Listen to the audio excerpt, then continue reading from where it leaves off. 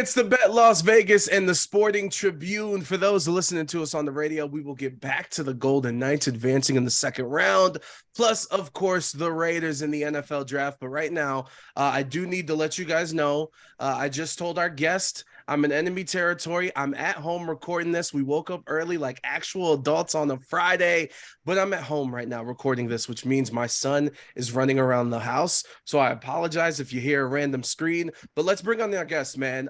Clark County Commissioner Michael Naft is here. Michael, first off, thank you for joining us. Thank you for the time. And as a person that gets paid to focus on the playground of sports, and for those that are watching and listening that kind of are a little too consumed in the world of sports, as we start off, can you clarify what a county commissioner does and what your position entails? I'd love to, and thank you for asking that question. Not very many people do. We are, for so many people in Southern Nevada, for 2.4 million people, we're the regional service provider. Big picture things like we own and operate the airport. We own and operate UMC, the state's largest public hospital. We do all of the regional services. But then for about 1 million people who live in unincorporated Clark County, including the Las Vegas Strip and many of the suburbs around the Las Vegas Strip, we do all of their city services. They don't, while their postal address might say Las Vegas, they don't live in the city of Las Vegas. They live in unincorporated Clark County, which means they don't have a city council, a mayor, and a county commissioner. For those people, for most of the people in my district, I provide all of their services, both city and county.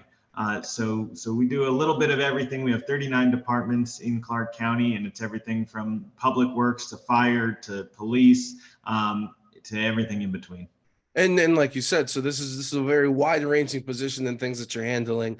And of course, the reason why we have you on is to talk about the Athletics buying this land or this binding agreement.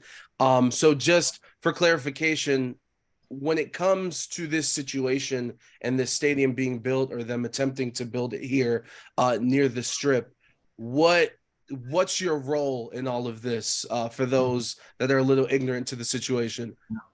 Well, a couple things. One, this particular site happens to be in the district that I represent. Yeah. So there will come a time, if this proceeds, where there'll be a lot of development issues, land use issues, potentially zoning issues. All of those will come through me. I'm also responsible for providing the services to that area, to that site. So things like police, fire, all of your city and regional services that come out of any kind of building project will come through us on the Clark County Commission.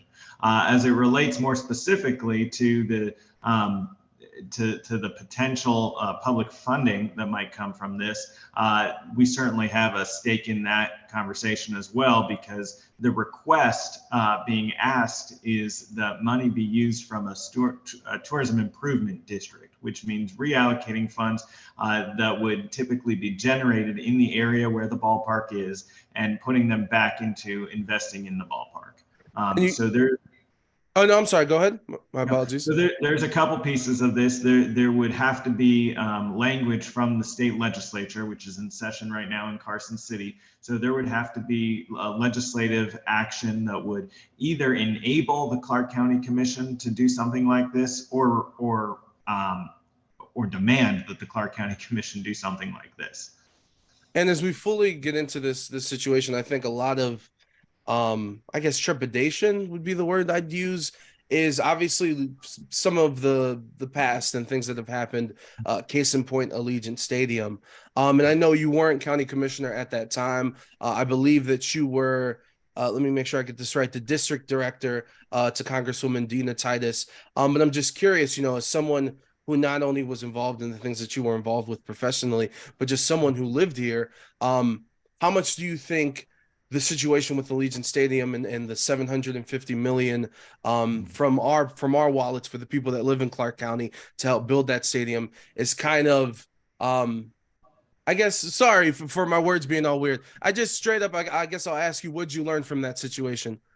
We learned a lot from it. And there's a couple things that I would say are really important in this conversation. And that is that there are significant differences between Allegiant Stadium and what we're talking about now. both physically, right? You're talking about what that did for us as a community was give us an opportunity to attract events that we would otherwise have no ability to get, right? So it's great that we have 8, hopefully 10 football games in Allegiant Stadium. The huge economic impact from Allegiant comes not from those football games, but from the 40 plus other capacity events that we have throughout the year, every single one of which we would not be able to attract to this community if not for that physical building.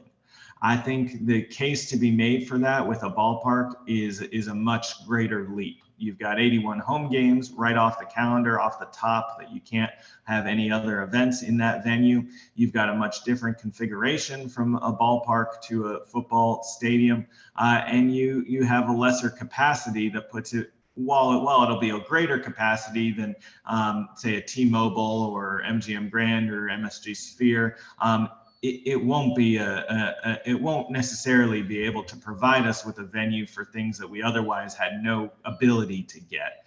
So those are, I think, some really big distinctions. The other most significant distinction is that the governor has called for no new revenue to be created for this ballpark. And while I agree with that and support that, it's very different than Senate Bill 1, which was passed for Allegiant Stadium, which took a tourist tax, a piece of the lodging tax, and invested it into the stadium. This is asking through a stadium improvement district, it would essentially take dollars away from services. So at the end of the day, somebody's got to pay for the fire response in the area, the police, the roads in that area, and that's where the money will be coming from.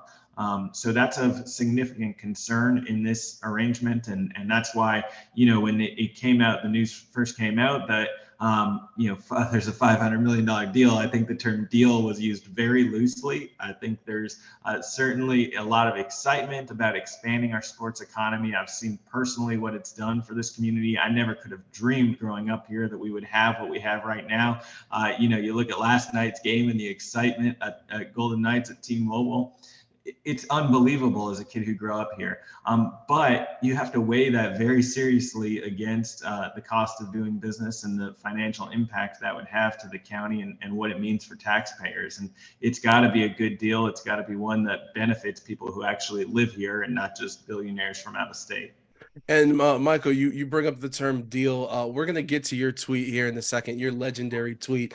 But I do want to ask, the news that came out last week was a late night news dump. There were reports that many Nevada politicians, figureheads, were just very surprised at the announcement, let alone the reaction from Oakland and the government over there. So with all that being said, when you saw the news, were you surprised? No, I wasn't surprised. I've been hearing from the A's for 2 years now about their interest in coming here. They've certainly, went a different approach than the Raiders did. The Raiders decided they wanted to come here. They came here. They worked in a way that was very different than how things are happening now. But a deal is not a deal until it's done. And just because you ask for something doesn't mean you're going to get it.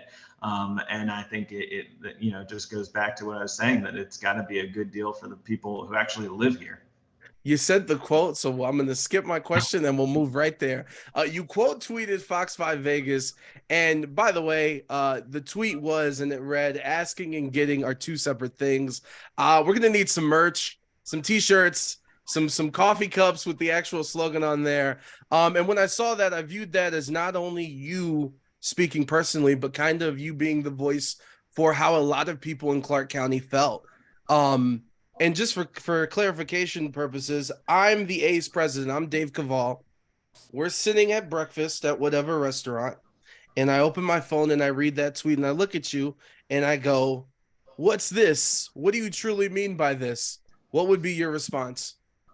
Well, I'm going sugarcoated. I told him, I've spoken to him before that, and I spoke to him after that, and very clearly, I thought what I meant was 500 million is an ask. It's not a deliverable. It's not something that anybody had agreed to. And I think that was a little bit of the misinformation that was going around in the media. That it kind of, I had people, friends and family, calling me, "Hey, you guys made a deal to give $500 million to the A's." Well, no, that's what they're asking for. I don't know, in the world that I live in, just because you ask for something doesn't mean you're going to get it. Yeah, and I guess and you thank you for saying that you spoke to him before, you spoke to him after this. The relationships and the conversations that you've had for him, obviously I'm not asking you to give me all this information and specifics, but would you say that they were very good conversations? Because when Dave Cavall spoke to The Athletic and spoke to some of these other properties, talking about the conversations that he's had with politicians and with figureheads here in Nevada and here in Clark County, he said that they were good conversations and positive momentum, this, that, and the third. Would you agree with that statement? I would. I think every conversation I've had with him has been positive, has moved the ball a little bit forward. But at the end of the day, the devil's in the details. And until you put pen to paper, until you actually understand the financials behind what the ask is, there's a lot of different ways to get at a similar outcome. But each of those ways has a different impact on taxpayers here, on residents here, on the services that we provide elsewhere throughout the community. Things don't just happen in a silo. So understanding that, really getting a clear picture, and I mean more than just top lines, but actually clear with details and facts and figures. That's really, at the end of the day, what's gonna determine the outcome. Michael Naft joining us here on the Bet Las Vegas and the Sporting Tribune, Clark County Commissioner. We appreciate your time. We'll get you out of here, but a couple more questions before we do get you out of here. And you bring up, some of these details and legislature and votes need to happen and blueprints. There's a lot of things that are missing that in a process like this would already be here at the point that land is being purchased. And the A's have been very they've made it a point to say we want to start building in mid to late 2024, have this stadium built by 2027, possibly play the rest of this time until then at Summerlin at Las Vegas Ballpark. And it just seems that all of this is very rushed. Stadiums aren't built in a day, especially ones that are going to cost the price. And in this era where it's $1 billion plus to build this, do you expect for this situation to be handled in that timetable? Well, first, I will say that if there is a outcome that is determined to benefit the people who live here, and something is done that moves this along, I have full faith and confidence in the building trades here, in the labor community here, to get this up and running in Clark County, in our building department, to make sure everything's done to move this thing as quickly as possible. You saw Allegiant Stadium was built in record speed. It's because you had everybody swimming in the same direction and wanting to get that thing built, and those were during some extremely trying times. So I have no doubt that it could be done if there's the will to get it done. But again, at the end of the day, devil's in the details, and we've got to know exactly what the ask is, exactly what the legislature's intentions are, what their hopes are out of this arrangement. And then at the end of the day, depending on how the legislation is written, what the impact will be to Clark County and to the residents of Southern Nevada. And lastly, I've seen a lot of people saying about the A's, and it may be a bit of a sports mindset, which might not matter when it comes to the financials and how this affects the city positively or negatively. But basically, the idea that the A's ownership has the money to do this. Why are they asking us? And not only that, the part that the team hasn't been that successful, and they're going through a dreadful time period, and their payroll is one of the lowest in the major leagues. There's players in the major leagues that by themselves make more money than the entire roster, which is giving people that live here the idea of, why are we going to spend money to help you guys out when you don't invest in yourselves? Like I said, that might be a sports mindset that might not really matter. I'm going to ask you personally, is that in your mind to be like, hey, if we help these people out, we're not building all of this for you to come in here and only win. I think their record right now is 5 wins, 23 losses. That's one of the worst in the league. That's not a quality product that is going to get people to go there. So at that point, what is the point of doing all of this? Does the fact that this team hasn't been very successful and there hasn't been that much investment on the actual roster and on the field affect any of this in your mind? Well, look, Las Vegas, more than anywhere else, likes a winner and likes a winning team and wants to support a winner. And so I do think that's important. It's not quite as significant to the economics of how a ballpark would work, particularly here in Las Vegas. I think this is a little bit different than anywhere else.